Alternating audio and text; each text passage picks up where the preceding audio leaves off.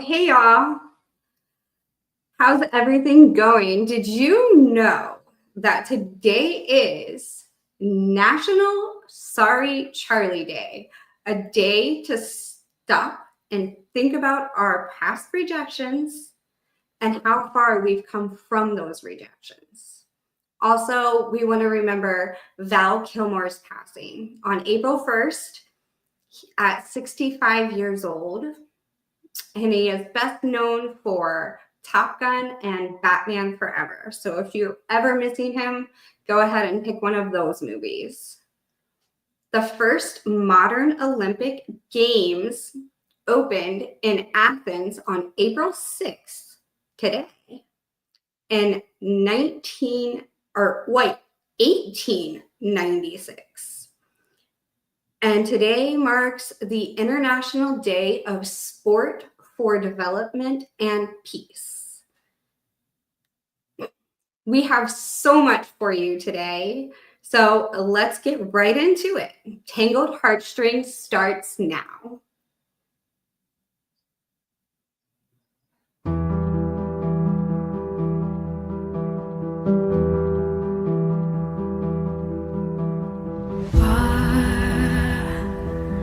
Far from the crowded room, you played my heartstrings.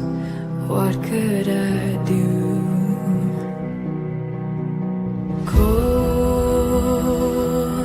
Caught by the light in you, the prospect of something new, too good to be true.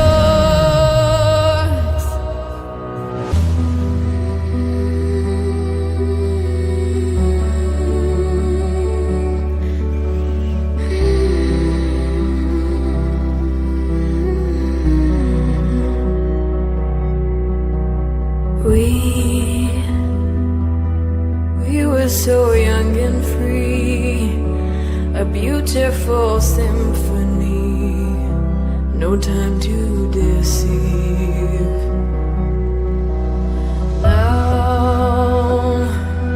Now all the love has gone, we traded our innocence, tried to stay strong.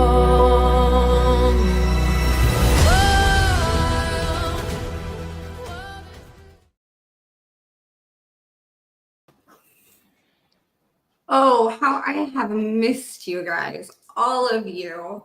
This week we have TJ back and another new face this week, Andrea. And of course, you always have me, Mia Grace. Glad to be back with you all once again. Some of you may know me as the runaway groom, but many know me as a prominent figure in mental health advocacy for youth and young adults. Ooh, hi, you guys. I'm Andrea. Just a little bit about myself. I'm going to start at the beginning. I'm Canadian and Jamaican. I have two older sons that are in the entertainment business. I was in the mortgage business for 24 years, and now I'm just doing passionate projects. Like, I love Tangled Hearts. I have my own podcast on relationships called From Mrs. to Ms., where I talk about reclaiming your life, thriving in your relationships, and exploring a lot of those traumas and those walls that we have up. So I'm so excited to be here. I am so glad to have TJ back. And Andrea, I'm so glad to have you on the show. Your accomplishments are great, and I can't wait to learn more about you. All right. Are you guys ready to dive in? We've all experienced this at some point in our lives. We say or do something that others don't agree with. And people start to create this mob effect of hate around us. Let's look at some ways to move past that. But first, we're going to look at what blacklisting is. What exactly is blacklisting? Blacklisting is the action of a group or authority compiling a blacklist of people, countries, or other entities to be avoided or distrusted as being deemed unacceptable to those making the list. If people are on a blacklist, then they are considered to have done something wrong, or are they considered to be untrustworthy? Blacklisting goes back as early as the 1600s.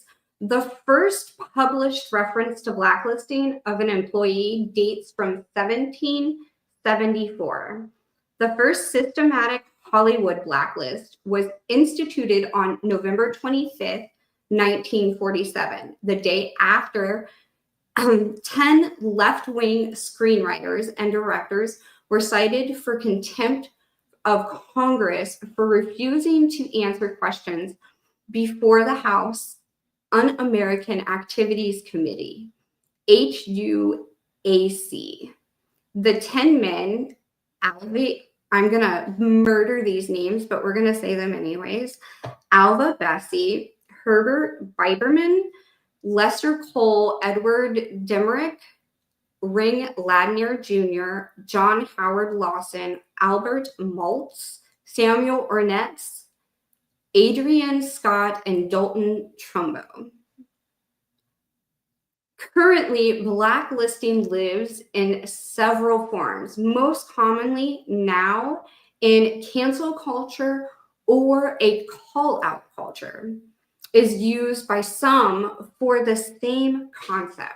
So we started something in the 1600s that we're going to continue to do today, and it's ruining people's lives. But why are we so invested in other people's lives? Does it really rely on our happiness?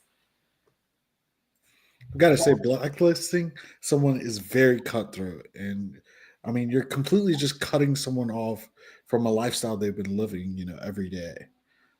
I can only imagine if I was cut off from you guys. I don't know what I'd do with myself, honestly. I love that. I think we're so obsessed with people in every aspect of our lives these days. The way we are on social media, we are constantly looking at Instagram and TikTok, and we live our lives on that. We are posing to be posers, even because we're showing pictures of everything that we do. So I'm not surprised that it's still around with the blacklisting. I'm not surprised. Mia, while you brought up those facts, I had to look back in time, and I had to think about what day was November 25th. I mean, I'm thinking holidays, and we're all pretty much celebrating Thanksgiving. And what day was Thanksgiving in 1947? It was actually the 3 days after these people were completely cut off from everything that they had. I mean, if you were only cut down to a dollar, I couldn't fathom living life. I had to go back and also and compare what a dollar looked like in 1947 to what it is today. And it's only 14.75. Between you two ladies, what would you guys do with your last 14.75? If we had it today, Yeah. oh, $14.75. I'd go buy a tea. Like a hot tea? Yeah, just go buy a hot tea. I'd have change left over, but I mean, that's what I would do. Barely. That's the point. And these days, $14.75 gets you a cup of tea. There you go. There you go. Maybe two. Like $6.95 or something like that for a cup of tea where I get it at. So yeah, I would go and buy a cup of tea. That's crazy. Sounds like Starbucks standards. I appreciate that. I'm sure you were looking for, well, I would invest it into this stock because, it's going to grow in the future because the dollar always changes. Not today, it's not. But let's bring this back. Andrea, you were telling me about one article on Quora that you saw. Do you remember what it was called? I do. And it was talking about the Karens. I love talking about the Karens. After seeing all of these people get fired because of videos posted of them being racist, Why do Karens still challenge them to go ahead and post this when they're being filmed?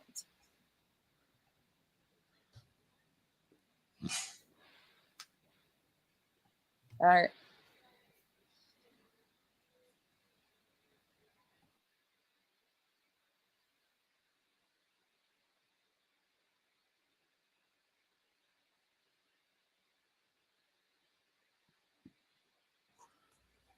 Karens. They're our favorite. But my question truly is because I feel that they shouldn't be called Karens because sometimes, yes, they do overreact and they do take it too far and, it becomes this big thing. But in most cases, it's because there's so much pushback because they're comfortable enough to speak their opinion. Mhm. If, once they get that pushback is when they become overreactive.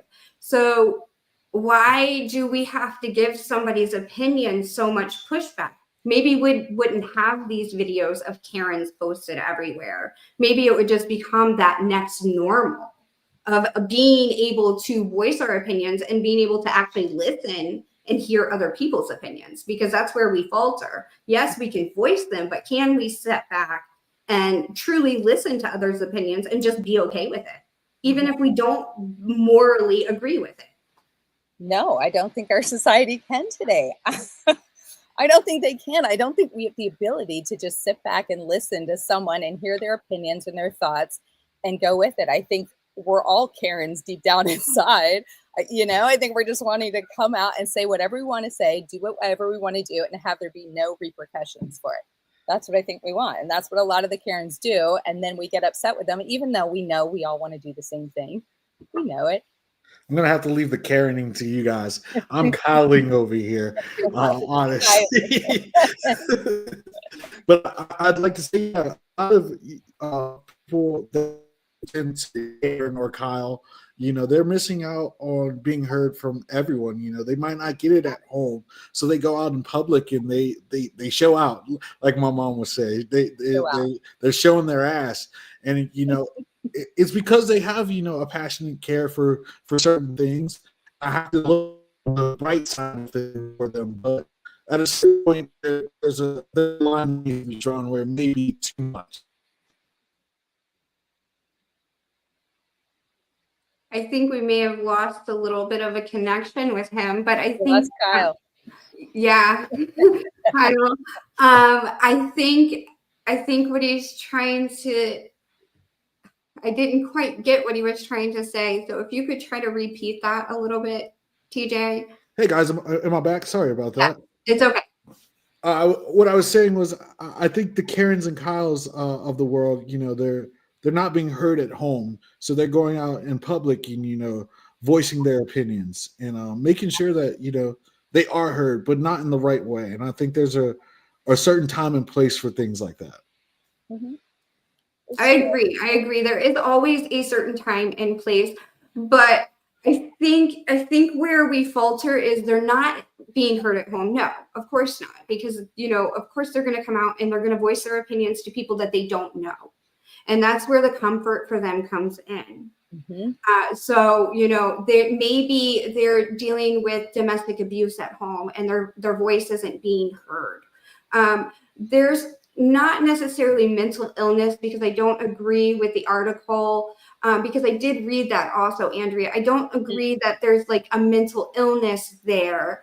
I believe that it's more of attention-seeking behavior due to trauma. Not that it's bad, but being able, if you have been accused of a Karen, being called a Karen, being able to look at yourself from the other person's perspective and seeing where you were wrong and maybe adjusting the way that you approach the next situation.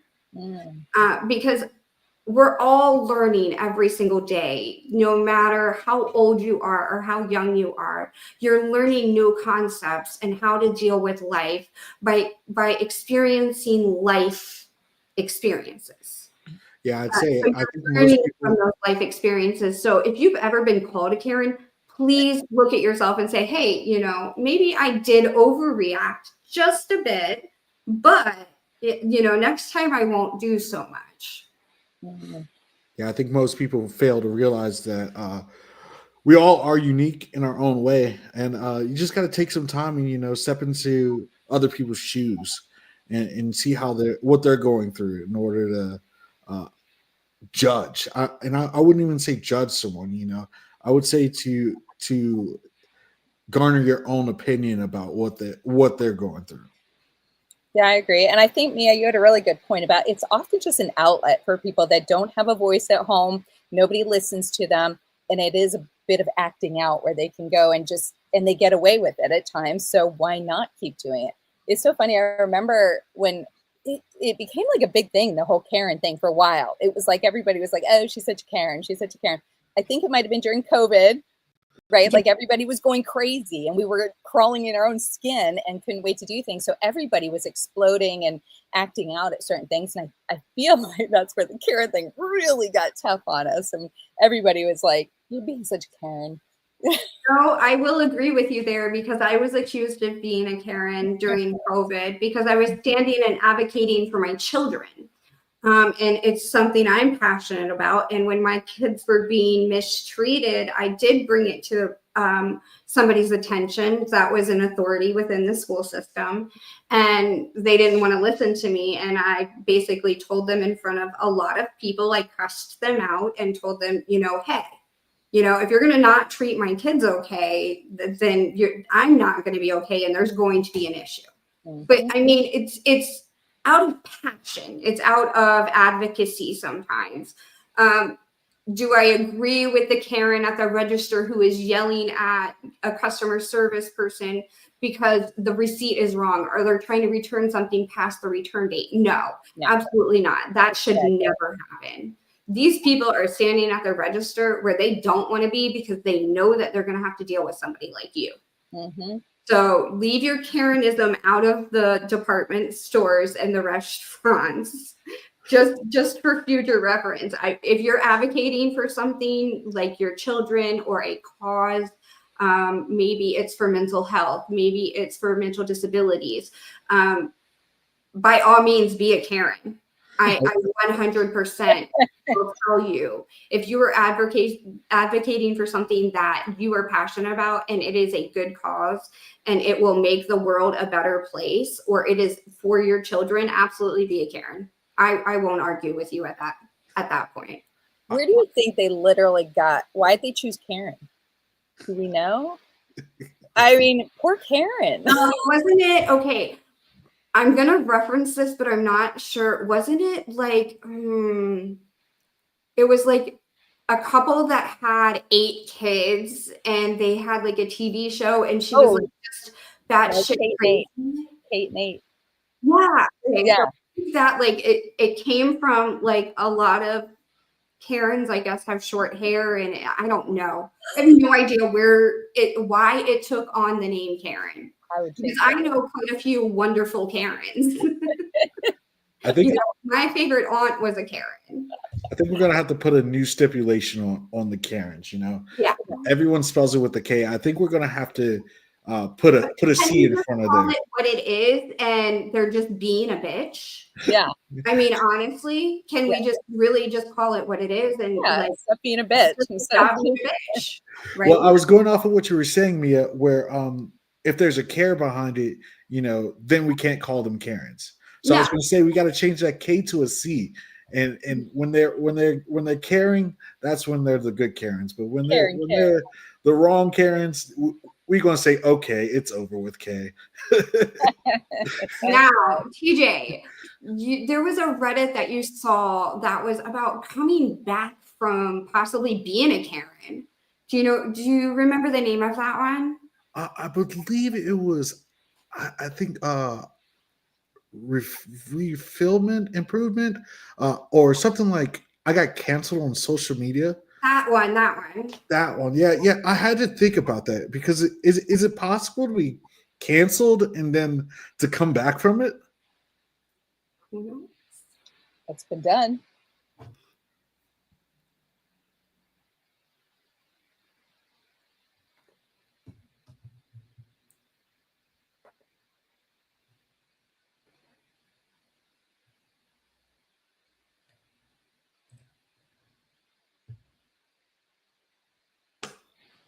So I know this is something that a lot of people are actually dealing with right now.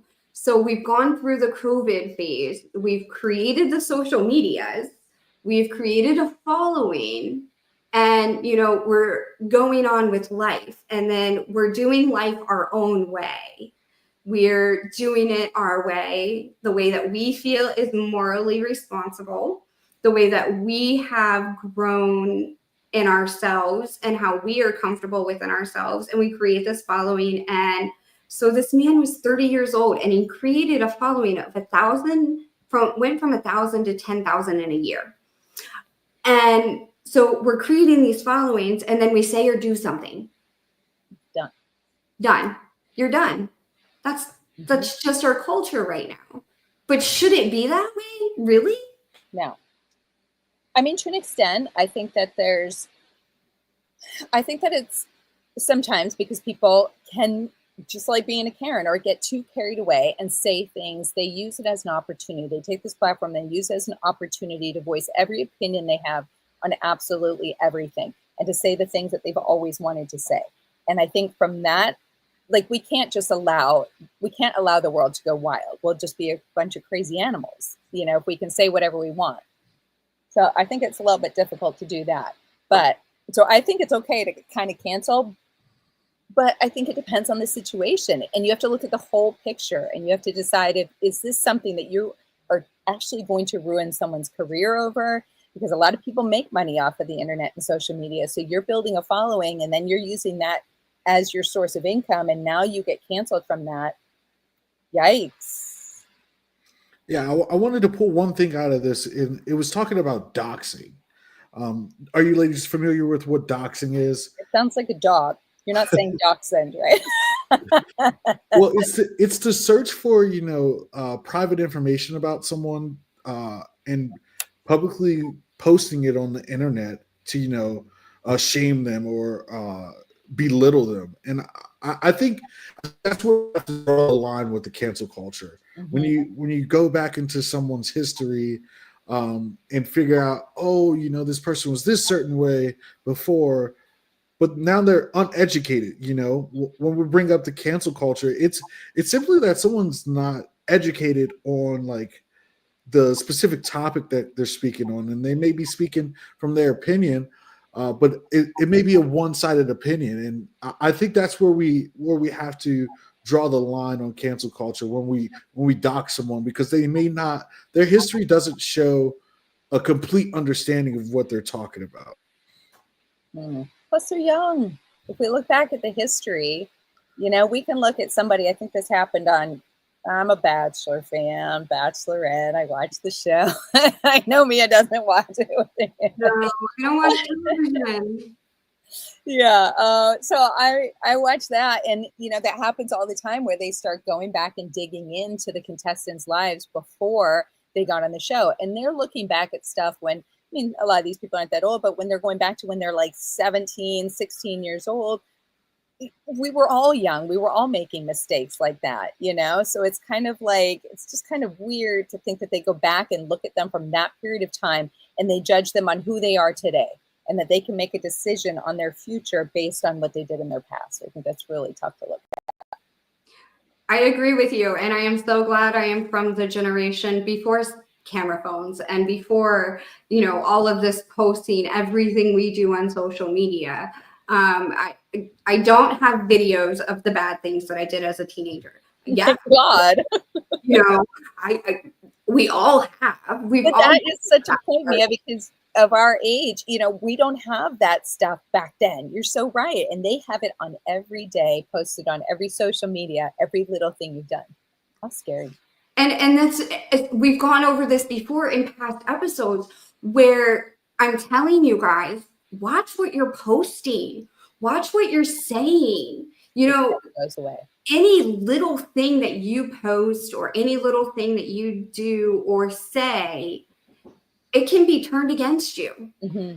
Me sitting here right now, somebody can pull something from me just sitting here talking and say that, and come out and say that I'm wrong, or, that I'm done something wrong, and start trying to cancel me. just over something stupid. I get all the time. I'm big breasted. I know this. What I'm comfortable in, because I don't like boob sweat. It's revealing, because if I'm covering myself up fully, I'm dealing with a lot of boob sweat all day. Ain't So nobody want that. comfortably. And a lot of people don't agree with that. And that's okay. I'm glad that they don't agree with me, but they can keep their opinions to themselves about how I dress. Yeah. They don't pay for my clothes. They don't have my budget. So, once you start paying for my clothes and all of that, then yeah, sure. I'll dress however you want to dress me. Honestly, I love people's constructive criticism, but I don't like when they're super opinionated about what I do. Like if I want to wear earrings as a male, I love wearing my earrings, but they say that's not a masculine thing, that's a feminine thing. Oh yeah, but what if it's my sense of style? What if I'm showing off my own free will to be a human being in that sense? Why does what I do offend you? No, I get that. And I think we use social media as an escape. And that is why we're so invested into other people's lives. Is because maybe our lives aren't going that great. So we want to see what everybody else is doing in this world. Yep. I agree. It's total escape from our own world and our own lives. And I think the scary part of that is that you start to believe everything you see out there. When you're watching people constantly post their filtered pictures, every video is filtered, their food, they're eating, the trips they're on, or everything they're doing. And then the reality of it, when you really hear, you hear all the time, it's terrible, like of somebody that's committed suicide that was on social media, and you're just going, what? I thought they had this perfect life and they had all of these things, and exactly. Committing suicide because of one wrong comment. Yeah. Or just so much hate coming towards them. Yeah. If you are feeling the need that you need to commit suicide, please call the number 988 and ask for help. Somebody will be there, whether you want to talk about your decisions or you just want to talk. The number again is 988. If you have thoughts of self-harm, you are not happy with how your life is going, just please make sure you call that number. Yeah, using 988 is not, I would say it's like the 911 of mental health. You can also use it for your own friends. If you feel someone's going through a life crisis that you cannot handle, a mental health professional will actually be there to help you, defuse the situation that may be at hand. I love that. Absolutely. There was another article that I saw from CNN. It was named "Once Canceled, Are You Always Canceled?" Do you guys feel that way? Once canceled, are you always canceled?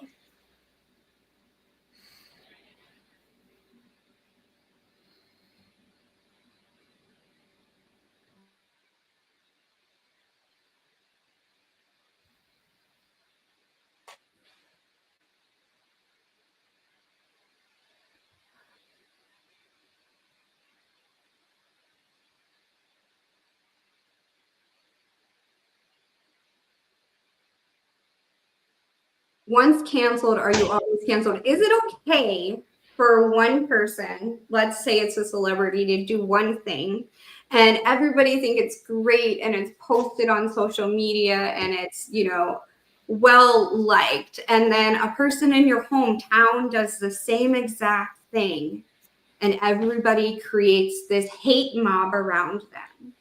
Why is it okay for a celebrity to do one thing and not a normal person? Because we put these celebrities on a pedestal as if they can do no wrong and they are so much better than everyone else, and we really do. We look at them in awe. We aspire to be like them. We dress like them. We play the same music. We do everything that they do. And so we see them as this perfection for some reason, and then we don't see that within our own lives because that's back to reality once again.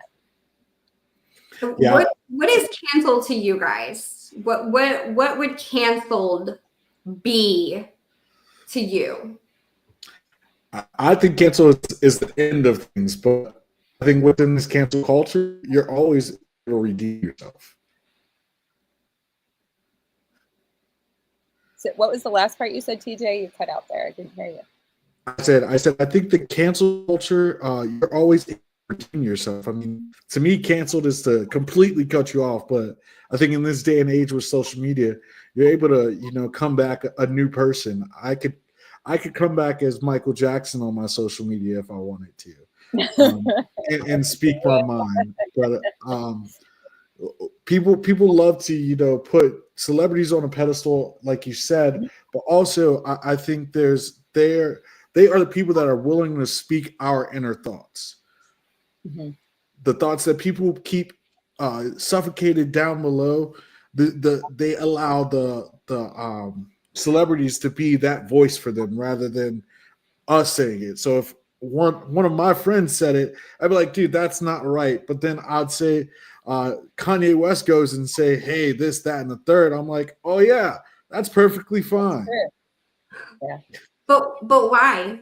I mean, honestly, why would we do that? If I think that it's okay for a celebrity to do something, say walk down the street with no shirt on, I think that my neighbor should be able to walk down the street with no shirt on. Because just because they're a celebrity, that doesn't make it okay. Do you know what I'm saying? Is this the shirtless celebrity a man or a woman? Is your neighbor a man or a woman? First off, I'm a woman. Let's woman. just say Okay. a woman. If you see I don't see a any. celebrity walking down the street, or maybe even at a gala with no shirt on, and we think that's great, that's stylish, that's that's the new trend gonna happen. But your neighbor decides that she's gonna take on this new trend and be like, hey, I'm gonna walk around shirtless too, and everybody gets pissed. I think You know what I'm saying? I think it's the fact that celebrities are untouchable Yep. in our eyes, rather than my friend next door. I can go talk to him and reform him, but this celebrity is not going to hear me unless I stalk them for years, and even then it might get to jail for that. Yeah, it gets too bad then. But as a society, we follow trends. Yeah. Right. Now, let's remember that everyone has a reason for doing what they do. Whether we agree with that or not shouldn't really matter. It shouldn't affect our happiness, and we should not blacklist or just because we don't agree with something. There is a reason behind what they're doing. And they've lived those life experiences to create that reason. Yeah.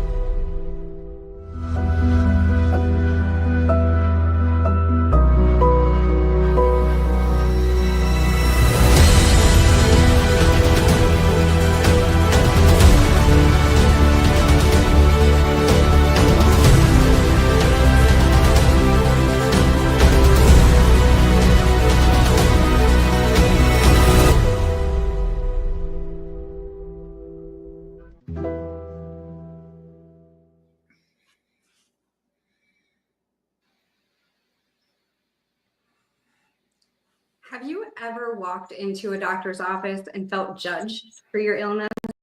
Or maybe you have a long-term disease that's rare and just getting those minimum meds, you're asked, are you taking them as prescribed? What is the difference between a drug user prescribed and taking as directed and a drug abuser, a person using big pharma for a kick? And before we get into it, I have a question for our viewers. Do you think doctors create addicts? Let us know in the comments, please. We want to know. TJ, there was an article that you had mentioned to me about something, and I can't remember what the name of it was. Do you remember? I believe it was a Reddit. Yeah, it was a Reddit about opioid addiction, but at stage 4 cancer.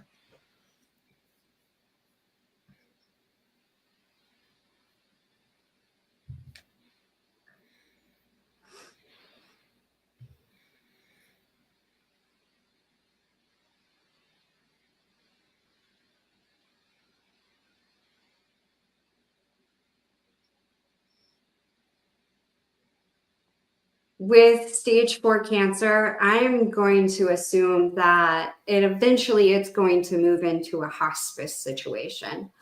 I've been in situations like this before in the past, and my suggestion to anybody dealing with a cancer that will eventually, or any disease that will eventually move into a hospice situation, because we never know what day we're going to move into that hospice situation. We never know when our last day is going to be. Being prescribed these type of hard medications is hard on a lot of people because these are people that never thought they'd have to take these medications before. Mm-hmm. So my suggestion to anybody dealing with that truly is take the medicines, take them and live that last fulfilling days as happy and comfortable as you can be with your family. Take the extra pills so you can go to that little league game with your grandson or your granddaughter. Make sure that when you're taking these meds that you're not feeling like an addict, because we're not creating addicts at the end stages of our life. What we're doing at the end stages of our life is we're creating comfortability. We're creating a better way of living comfortably and happy with what time we do have left. So I want you guys to never think of being an addict when you're dealing with a disease that is slowly taking the life from you. Yes, I believe when we go to the doctors, we tend to think we tend to belittle ourselves. We tend to think, oh, I am not fully healthy. I can't do this. I can't do that. I need this. I need that. I believe that you have to understand that the doctor is there to help you get better. Just because you go see the doctor, it doesn't mean that there isn't a way for you to feel better. You got to use what they have prescribed for you at that timing that they have prescribed for you. And when you come out of that, don't feel as if there's no way to recover from it. That's what the doctor's there for. You have to question what they're doing in order to understand where you're going. Yeah, I think that's a good point, TJ. I think, and me as well. I think that, oh gosh, God forbid we're ever in that situation. I don't know how I would necessarily handle that or how it would be. Of course, I would be like, give me everything you can. I just want to feel better and I want to enjoy the time, but I also want to be coherent and I want to remember and I want to really be in the moment with my kids and not all drugged up too. But, referring to your question, Mia, if, doctors can sometimes cause some sort of an addiction by what they prescribe, I do think that can happen for sure. I think that, sometimes it's an easy way out for doctors just to be like, oh, take this, take that, and they just kind of push drugs your way. And especially if you are in that stage 4 and you're near that that, you know, end of your life where they're kind of thinking, well, they're going anyways, you know, and they kind of push that. Now, I like your statement that you were like, well, are you really an addict at the end of your life? We're not trying to make an addict at that point. But if we were to look at it as in an earlier time, if we put the cancer aside, we put those things, and we're just looking at people that really do have, you know, debilitating diseases, or they have certain things that are really hurting them. Are they making them an addict at that point based on the medication that they're providing to them, and that they're setting them up for some kind of failure? Because you can get hooked really, really quick on that stuff. You Right. know, it happens on every day-to-day stuff. I like an edible, you know what I mean? And I Right. could take one every day, and that's a I very agree with you there, and I do agree that maybe not taking all of the medication and moving towards cannabis. I know there is a lot of backlash on the cannabis community. I'm an advocate for cannabis, and cannabis is a huge, huge player in the cancer world, and it does help so many cancer patients live that comfortability, live that health, not necessarily healthy, but happier towards the end lifestyle. In the beginning stages of cancer, it helps with the pain and with the nausea and not being able to eat with the chemotherapy. There are a lot of things that it does help with, but again, talk to your doctor, see and a lot more doctors are opening up to the cannabis world. And if your doctor doesn't agree, get a second opinion and look at that. Look at a doctor that does believe in, you know, the medical benefits of cannabis. I'm not saying go out here and get high every night just because, you know, you want to live a happy life. Use it to the best of its ability medically. You know, it's a great alternative to the pharmaceutical narcotics. Mm-hmm. Yeah, I'd say you want to stay along the lines of things being controllable. Stay in the drug user category rather than the drug abuser category, Right. where things aren't under a doctor's control or your own control. And I'm not saying take those opioids that you're prescribed, you know, when you're not in pain and when you're having a good day. Those are not daily medications. Yeah. But if it is to go to that little league game because you can't get up and walk and move, absolutely take it.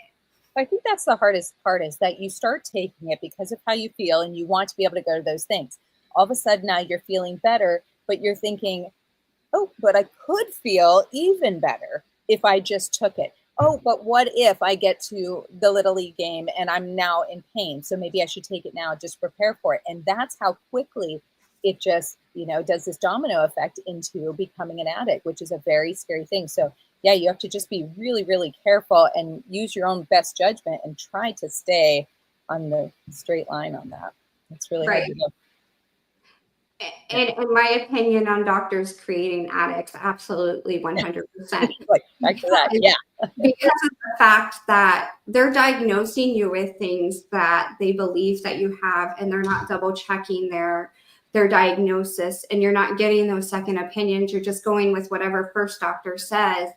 And Dr. One says that you have to take such and such, and you're going to take those medicines because they're going to make all those symptoms go away. And then those medications they prescribe you create different symptoms. So there's another medication that they have to put on top of that. And eventually all of these medications that are supposed to make you better are creating more problems. And then you get the pain from, you know, your joints not working properly or your muscles deteriorating from being one of the symptoms of a medication. So, and then they're putting you on narcotics. They're not looking at, you know, the cocktail of 30, 40 medications they've given you and you're taking those daily. They're just going to put you on their narcotics. So that way you're just going to shut up and be out of pain and everything's going to be great and okay. Yeah. Yeah, I'm totally in agreement with you, Mia. I think that doctors do create addicts because most of the time they're just testing. They're pretty much just testing to see if this drug will work for this pain. How will it work for this pain? You know, how will things be different if I use this medical use or this test next time? I mean, if you think about it, most of the time these young doctors are just coming out of school, so they're pretty much learning what they were taught in school and how are they gonna apply it to the world. Yeah. I know it's National sarcoidosis. That's how we say it, sarcoidosis month. And that's one long-term disease that's pretty rare. And a lot of people with this disease get called addicts because they're trying to get the medical care that they need, because this disease causes a lot of pain. It's similar to lupus, and it creates such pain within you that you need these narcotics to be able to function daily. And not that you need a high dosage of them, you just need them to be able to function daily. So these patients are getting, blacklisted by doctors. We'll bring that word back in. They're getting blacklisted by doctors and having to seek, doctor after doctor. And a lot of people with rare diseases have to do this, seek doctor after doctor. And then, I believe there was an article, Andrea, that you read similar to this, where doctors are, putting notes in. Yeah. Yeah, I did. I read an article and it was about like who can actually see the ER notes once you go for a visit. It's very interesting.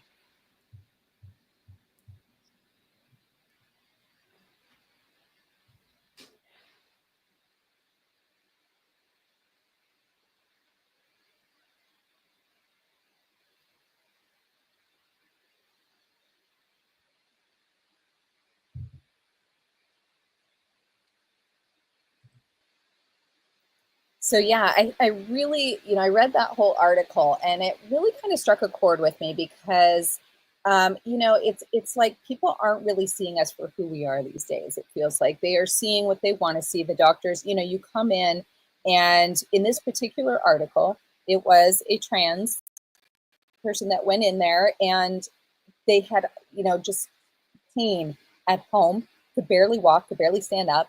And then they went to the ER and they went in to visit the doctor. And it was like the doctor didn't even see them for who they were. They were more worried about writing down, what their gender was and their thing, which I know you have to be careful about that because you have to write down who they were when they were born, but you also have to see them as a person that they are now. And it kind of escalated in that article where they are, pursuing legal work against the doctor because of the way they were treated. They felt like they didn't see the fact that they were in so much pain. They had this chronic pain. They could hardly walk. And it was just like, and then everybody's just going off of those notes. So when nothing is put in the notes as to what they are really seeing at the time, because that's the decision of the doctor to do that, where do you go from there? Now the next person sees that. How do you fight your story when nobody is taking the time to really listen to it? That's got to be hard. Yeah. It's hard on the patient, especially because doctors really they're getting 5 seconds of your time. Yep. They don't know who you are. They don't know what you've dealt with for the past 5 days. They don't know you're coming in and telling them these things, and it's up to them to believe us. Mm-hmm.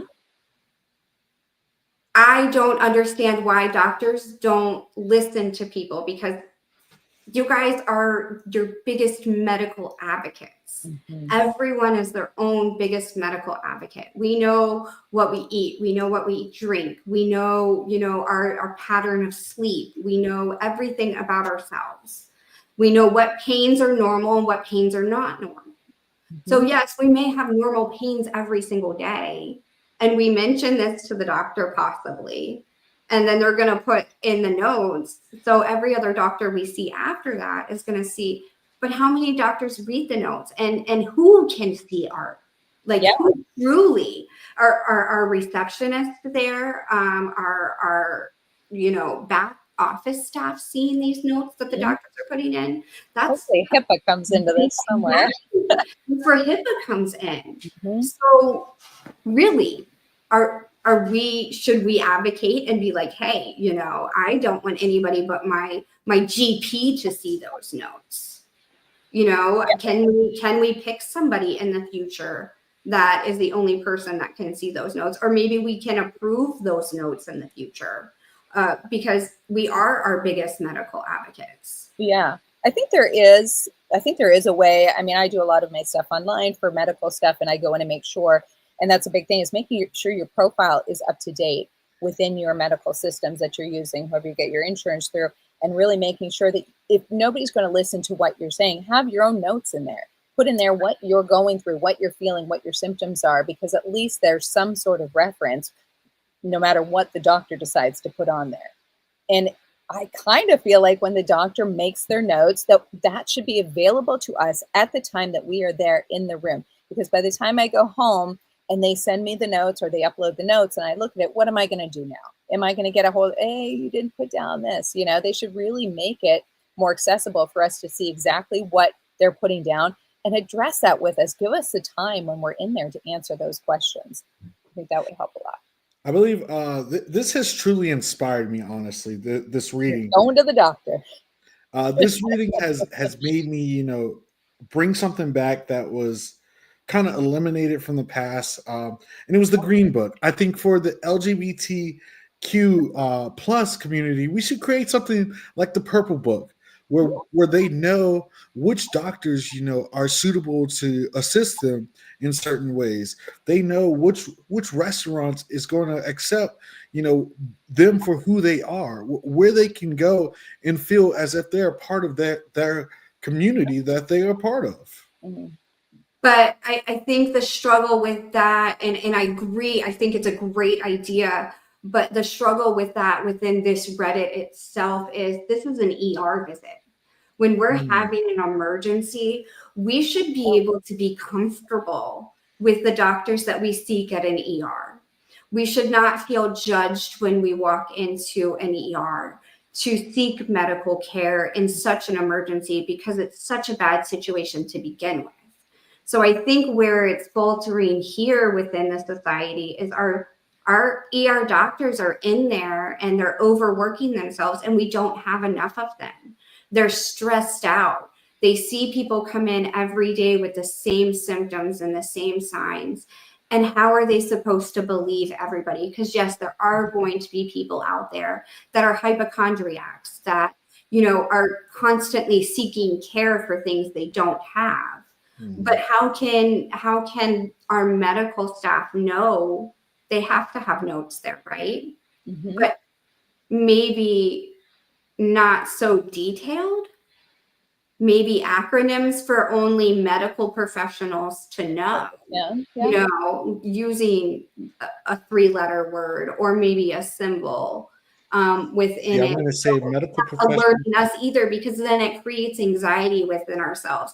Do I agree with what this doctor did and put into the chart? Absolutely not. But there are things that need to go into a chart that are medically necessary, not the gender, but the pains and everything like that. Absolutely, because nobody should be judged on who they present as. Nobody. I mean, I don't care if you're a man and you walk down the street wearing a dress. I'm going to say hi to you. Mm-hmm.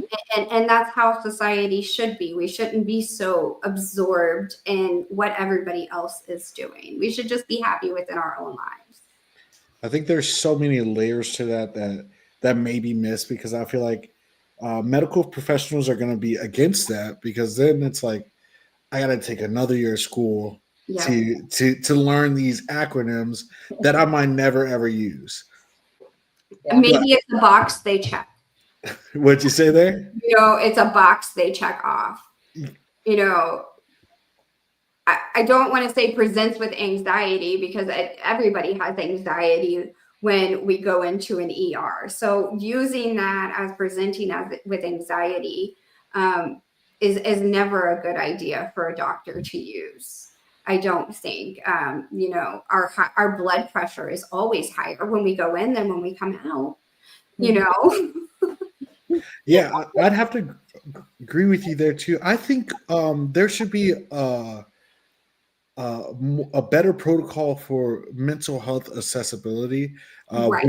when going into a doctor's office, other than the question, are you have you thought of committing suicide today? Right. I feel like there should be a more elaborate test on people's mental capabilities. Right. And Because not maybe they just didn't think not about it today, but they thought about it yesterday. mm-hmm. So it still needs to be addressed, but we're not asking people, how have you felt for the last month, especially when there is a known mental illness, because people with mental illnesses, and I hate calling them that, because they're not really illnesses. It's just how we are. Mental It's the challenges. experiences that we have had that create the person that we are. Some of us present with anxiety, some of us present, with anger. Everyone presents differently. So using that mental illness, I hate using it, but I know it's widely known. Mm-hmm. I think there needs to be a month check if we're going into the ER, especially if we're presenting in such a way. I keep saying we because I'm part of that community. I wish that doctors would have asked me, how have you been doing for this last month? Not, how are you today? How are you feeling today? I wish at one point they asked me, how are you feeling, throughout the month? How was the beginning of the month? How was the middle of the month for you? Because your mental stability changes throughout the month too. And from day to day, from minute to minute. I could walk out of the ER after being assessed and tell them no. And something happened that triggers me. And I go and do the thing they just asked me if I felt like doing, because I didn't feel like doing it then, but I'll feel like doing it now. So there's not enough mental health advocacy there within our ER system either. So what do you think they could do differently there, Mia? In that scenario that you were just saying, what suggestions would you make that they're asking you more across the whole board? How are you this time, this time, this time? Because you're saying even though when you leave, you could still Right. feel differently. So I'm just trying to think of what they could do. I've got an idea here. The reason behind that would have been if my mood changed at that point. I didn't feel heard at the ER. I'm taking it as, a time where I wasn't heard, and I was called things that I wasn't, attention seeking, or I was going through a lot where I was misdiagnosed and not able to fully function because I was on so many medications, and the doctors did give me those narcotics. So was I a fully functioning human at that point? No. I was on 32-minute medications, one being gabapentin, which fucks with your brain. Yeah. It fucks with the way that you think every single day, every single minute. So, it would have been better if those doctors or, caught what my GP was doing to me at the ER and been like, hey, this is a lot for you at 30 some years old. Let's double check this, or here's a number to a doctor that can help you, because we can't help you here. Because you never get that. You never get that, hey, there's nothing that we can do for you here. Maybe it's not a doctor, like a specialist for your pain. Maybe it's a mental health specialist. Mm-hmm. Maybe we see that you're having these issues and we can't figure them out. Here's a number to a mental health specialist, and maybe they can help us all figure it out.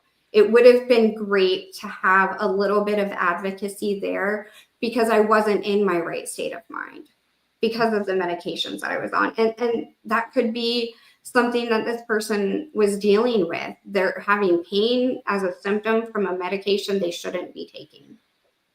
So how did you get through it? How did I get through it? I figured it out on my own, and I quit January of 2019. I flushed every pill down the toilet and quit cold turkey. Amazing. Yes. So I'm a survivor of a doctor-induced addict lifestyle. Did you find you felt completely different after, in a sense of like, I wow, I don't couldn't even know why I'm believe, taking that? yeah, I couldn't believe I allowed myself to be manipulated. And that's what I consider this medical manipulation. I can't believe I allowed myself to be medically manipulated into thinking they were going to fix me. Mm-hmm. And to this day, I was on 32 medications, 4 of them being narcotics. And today I won't even take Tylenol. I'll smoke cannabis, but that's my pain reliever. Yeah. Wow. Good for you. Andrea, I think to answer your question though, I think for hospitals alone, I believe that they should allow doctors to have more longevity within their system. Yeah. So that means higher wages, definitely more national funding from the government. I think Medicare should be free, of course, but we won't go into that one right there. But I believe if you allow doctors to have this longevity, this creates a more one-on-one experience with patients that allow them to, express what they're going through currently, and you can look at their past because you work with them, because it may have been some odd years. Yes, they went to the emergency room, but that doctor that you've been working with for 5 years is right upstairs for you to come down and talk to you. They can understand what is actually going on in your situation. Mm-hmm. No, I agree. I think having extra time is well needed. And guys, let's not forget that we need to advocate for ourselves. We are our number one medical advocates. Mm-hmm. Even when we feel defeated, keep pushing forward.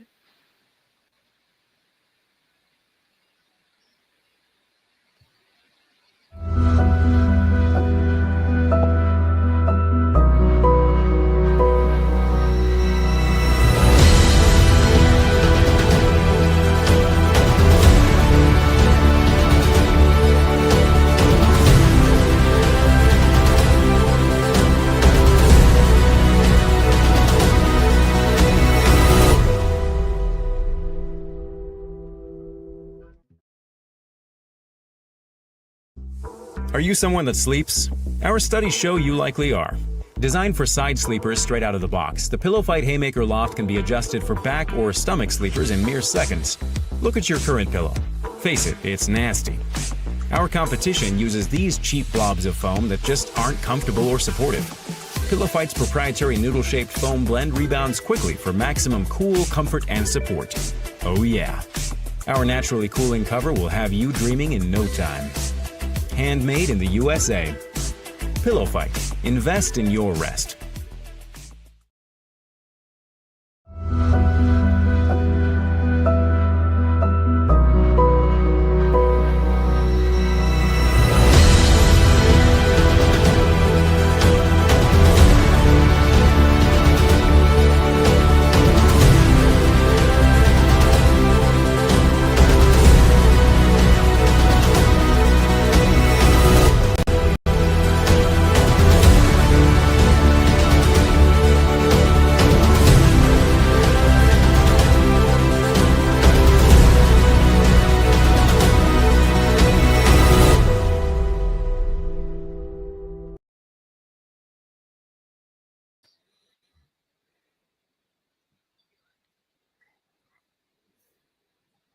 Hi, I just saw that it's National Caramel Popcorn Day. I had to touch on that. I make the best chocolate caramel popcorn. I'm just putting that out there. Secret recipe. I'm gonna need some of that. I'm telling you, it is so good. It's so, speaking of addiction. All right, let's move into the next segment. We're going to talk about revenge, redemption, and religion. The 3 R's. Those are 3 powerful forces that shape how we love, they shape how we feel, and they shape how we hurt. But where's the line for standing up for yourself? You were just talking about that, Mia, and how we have to learn to stand up for ourselves. But is there a point where you can go too far with that? And when does seeking justice turn into a toxic need to punish somebody? So on the flip side, we can also say, when do people deserve a second chance? Because redemption is something that's very beautiful. And we love that. We love a Robert Downey Jr. comeback moment, right? We love that kind of stuff. So it can be very complicated. And then moving on to religion, for some, that's a path to peace and forgiveness. And for others, it's used to justify pain or shame. So we're going to dive into all of this right now. So when does revenge become excessive? What does redemption really look like, and how religion influences our views of both? So let's go. Let's get into it. I was reading an article about work revenge. When is it fake and when is it excessive? Mary Cornett takes aim at Pat McAfee over handling a viral rumor. So this is somebody that's an influencer addressing the comeback. Yes. And I saw this one, Mia, and I was looking into that too. And it's kind of the story about this Mary Kate Cornett, that she is being falsely accused of basically having a affair or threesome with her boyfriend's father. Ooh, that's a lot. I know. I didn't see the father, so I don't know. I can't make a fair assessment on that one. But it's crazy to me, because the story came out and then Pat McAfee actually spoke about it on his radio show, and it became kind of this thing. They made it this thing. And I don't think she was actually named, but then later, because she was an Ole Miss, she was in the Ole Miss. So when it came out later, then, and she knew it was her, and the story was totally false. And she said that there were so many rumors going around, she couldn't even walk down the street without people talking about her or looking at her, and how it has just completely ruined her life, basically. That's tough.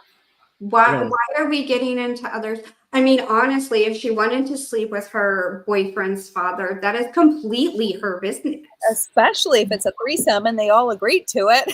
Right. I mean, why is that our business? Consent. Consent is key. As long as they're all agreeing to it and they are an adult, why should we even be worried about it? And to talk about somebody on live television about something like that, I'd be mortified. It's just trashy, in my opinion. It is, and I have to say, when I read this, I wasn't like, oh my God, because there's so much worse out there right now than a girl sleeping with her boyfriend's father. I mean, if we're being real about it, right? Obviously, if nobody knows, or we don't know the situation, but there's so much more worse stuff. I'm shocked that it became such a big thing as it did. And to get to that point where it is ruining her life. I mean, how is that fair to her? And especially when it was false information. Right. And not only is it ruining her life, I'm sure it's affecting everybody around her. Yeah. It's the boyfriend's dad. Yeah, what kind of relationship? When you're talking about one person, you're not just affecting that one person. You're affecting everybody around them. And what does that do to the relationship between the boyfriend and the father now? Because there's going to be, when something like that happens within a relationship, a man and woman, or a homosexual, heterosexual relationship, whatever that may be, that causes trust issues. Right. All of a sudden. So as much as they can say this is false, this never happened, now that little bit of doubt is put into everybody's head as well. So what does that do? Absolutely. And future relationships are going to be affected because, they're going to say, well, are you going to sleep with my dad next? Yeah. And it shouldn't be that way, even if he did it. And whether she did or not, I don't care, because more power to her. What do we care? But, whether or not she slept with the dad, it affects how other people see her, because it was talked about on this big broadcast show. Yeah. And I love that you guys brought this up. This refers back to what I mentioned earlier about doxing, playing on someone's heartstrings, where they aren't in full control and able to tell their perspective, because you've given so much information that is, downplaying who they are. I mean, I have no idea what the story is about, unfortunately, but I'd love to read into it and hear how they really, came back from this. What is her redemption story? Is it still going on currently? Yeah, it's fairly current. It's definitely tangled heartstrings. I'd say that. Absolutely. Had to go there. But yeah, I mean, she's going to pursue legal action, and rightfully so. I believe she's pursuing legal action to Pat McAfee show, because that's where it was broadcasted and put out for everybody to hear. I'm just shocked that how it even got that far, or why it became such an important piece of information out of everything going on that Pat felt the need to even bring that up. I don't know. Yeah, I thought his show was about sports, not about life in general. Well, okay, that's a It's one way. ridiculous. It But is. do you guys feel that she's going to be able to come back from this? I know there was an article, TJ, that you read about a big comeback. Like, what was the name of it again? Am I beyond redemption? It simply talked about maybe being too old to come back from something. I'd love to show you guys. Here it is.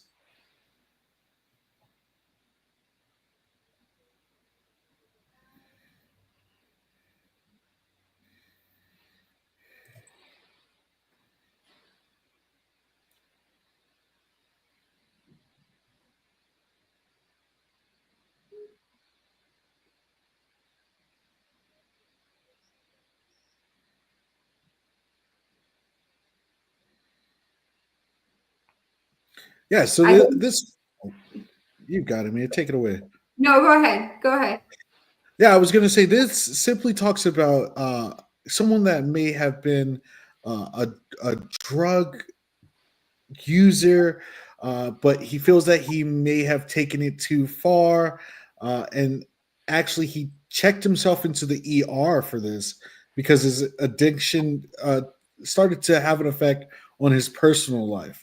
He used AA meetings and things of that nature, but he wanted to know, is there a way for him to come back when he reached rock bottom? And what do you guys believe about that? Absolutely. I think there is a way, because rock bottom is what brings you back. You have to almost hit rock bottom in order to bring yourself back up. And then I think it's forgiven. And I'll also say that what happens today is almost always forgotten tomorrow. It's crazy how quickly, I said this multiple times, time just goes by so fast, and we can think how quickly something just happened. I'm based in California, the California fires that happened, in January. Nobody's really talking about it anymore, right? So I'm just making the point that things are, as something new happens, the old things are forgotten. So I definitely think that you can make a redemption, a comeback, and that if you're working to make yourself better, that's what it sounds like from that article you're talking about, that he's doing all the things, taking all the steps to better his life, to get into a better position, and he had to hit rock bottom in order to come back up. That's the only way up. So yeah, I do think you can. I agree with Andrea. Absolutely, you can come back, especially in this article, in this Reddit, it said that he went on a bender, a drug and alcohol bender. So maybe necessarily wasn't an abuser.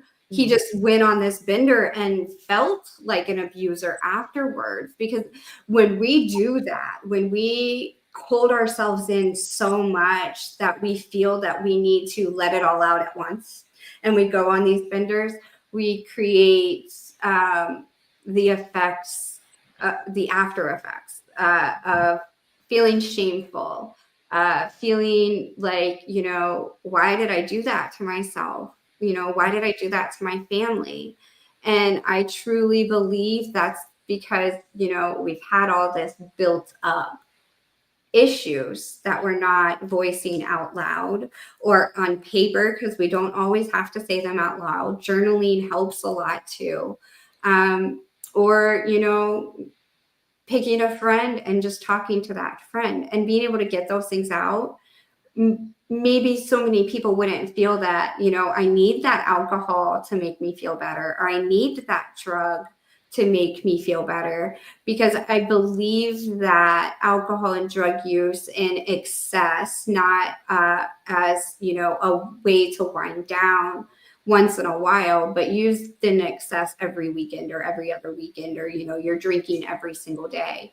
I feel that is an outlet for us to move past our own reality, and be able to bottle up so many more things by having that outlet of alcohol or drugs instead.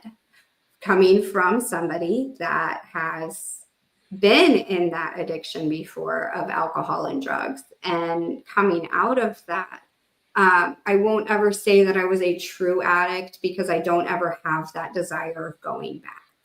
And I think a true addict really has that desire and that want of that feeling to go back. And that's why I call it, I was medically manipulated into addiction. And which created my alcohol addiction, which is a true addiction. I will admit to that. When being a true addiction, it was my release, and it was my escape from the hell that I was living within my head every day, because I wasn't talking about those things. So I don't necessarily think that going on a bender and an alcohol and drug bender is creating an addict. I think it's releasing some built up issues, and noticing that it was an issue is the ability to fix that problem and not continue to go down the same path of using the drugs and alcohol in the future. Finding another outlet, journaling, talking to somebody, or going on a walk and being alone. Sometimes we just need that, and talking to ourselves while we're on that walk, saying those things out loud. I've had a really shitty day, or maybe I fucked this up, but this is what I can do to fix that fuck up. Let ourselves know that we can fix ourselves, and that we're still learning every single day.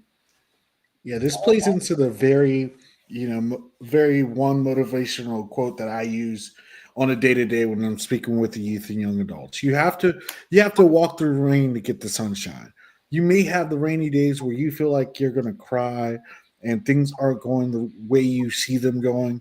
Uh, that's just a reason for you to keep going, because you're going to get to the place where you're going to feel as if the change is necessary. You're going to feel as if you cannot let the negativity affect you anymore. One thing I love to think about is the fact that your mental health cravings is not for negativity. We never want to see ourselves in a setback.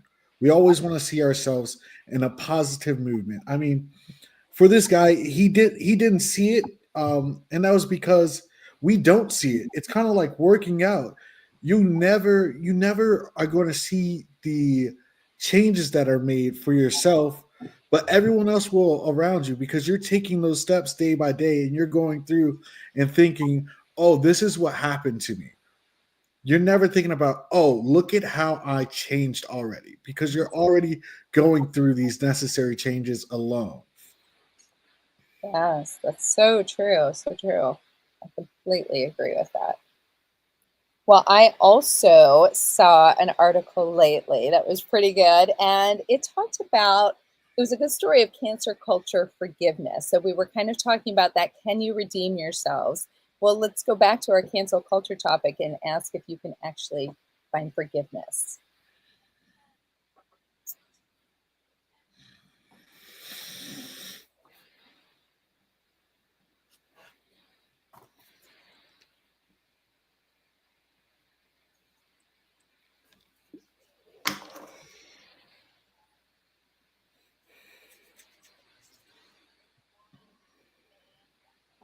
So, what do you guys think? Do you think that you can be forgiven for if you've been canceled in cancel culture? Can you be forgiven?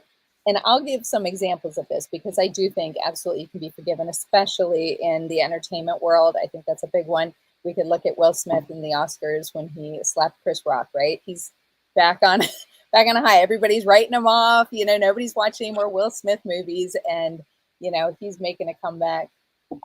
We also had Kevin Hart that also had some racial slurs and stuff that he made for the Oscars, and he was canceled, and he took himself out of that. But does anybody remember that now?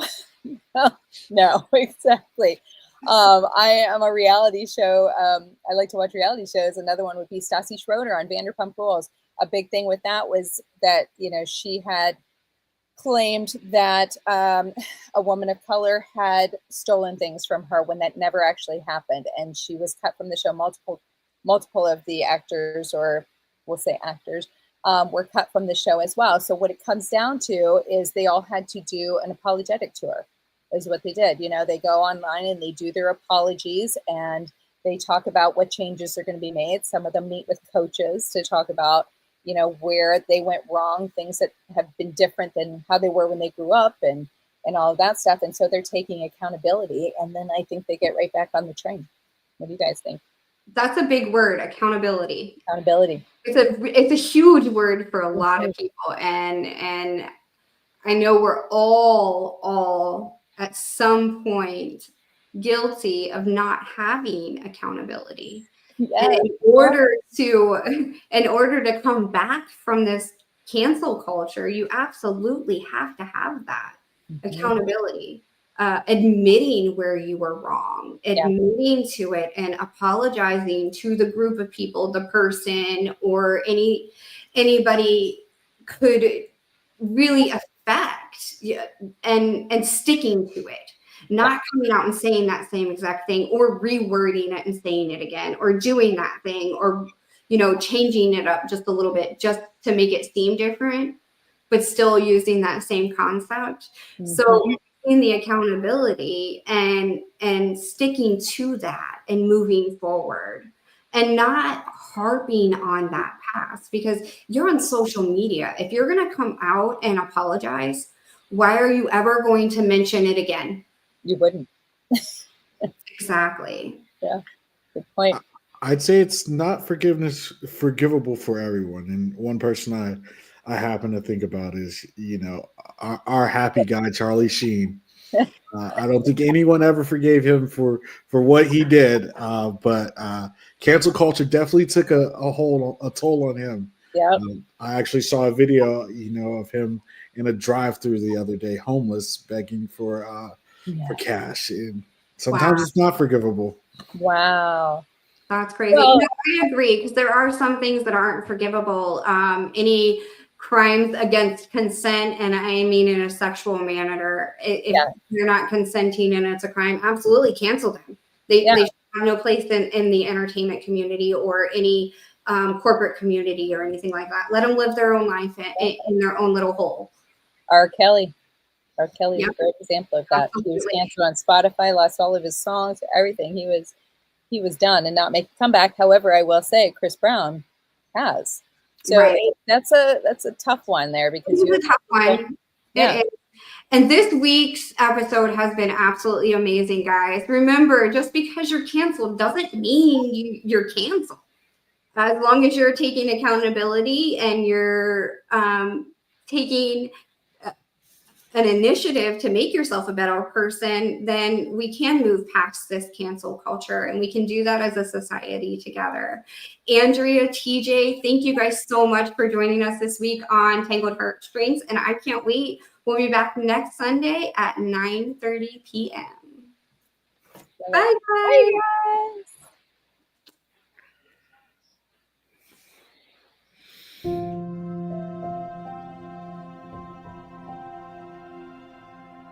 Thank you.